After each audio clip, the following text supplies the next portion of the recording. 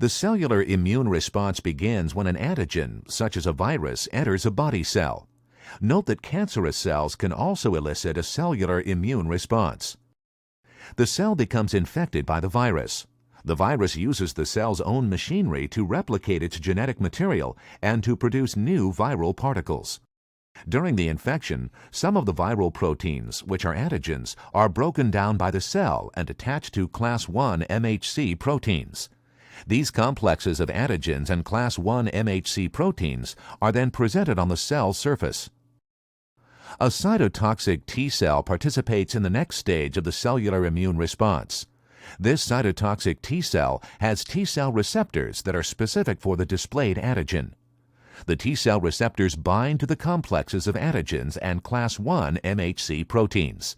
This binding activates the cytotoxic T cell.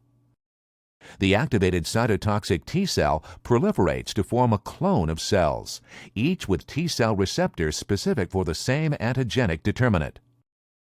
In the effector phase, these cytotoxic T cells can now encounter and eliminate other cells of the body that are infected with the virus. Infected body cells present the viral antigens on their class I MHC proteins. Cytotoxic T cells from the activation phase, each with receptors specific for the viral antigen, bind to these complexes. Upon binding, a cytotoxic T cell is stimulated to release molecules called perforin. Perforin kills the target cell by causing the cell to lyse.